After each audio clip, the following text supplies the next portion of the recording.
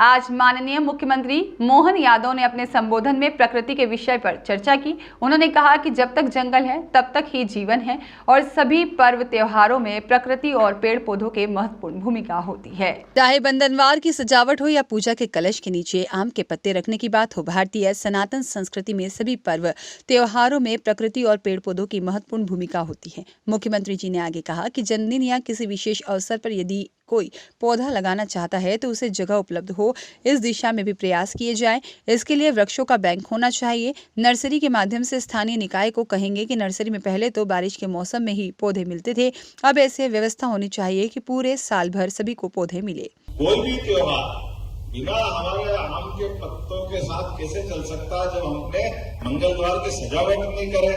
कोई पूजा पाठ कैसी हो सकती, कलश के नीचे आम के पत्ते नहीं आए? हमारे यहाँ परमात्मा ने कदम कदम पर, एक नहीं दो नहीं, लगातार हर बार परमात्मा ने प्रकृति से जोड़ करके तो हमारी अपनी पूरी सनातन संस्कृति की रचना बनी है, जिसने हमारे लिए ये जीवन में परमात्मा ने एक विशेष कृपा की कि न्यूनतम संसाधन के साथ हमारे जीवन की शैली विकसित करें, जिसको हिंदू जीवन शैली कहते हैं।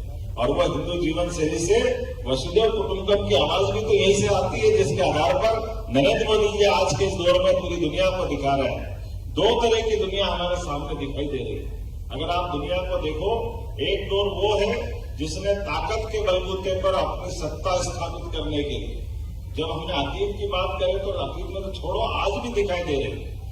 युद्ध जिस एक देश के एक अम्ब्रेला में कैसे भी बने थे, लेकिन बने हुए थे रूस और यूक्रेन।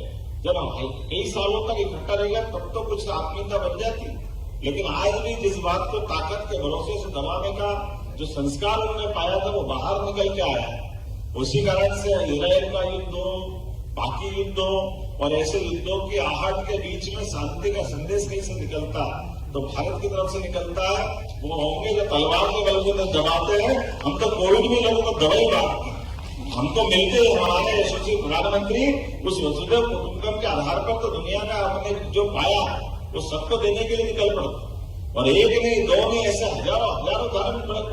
सचिन खींची की रिपोर्ट।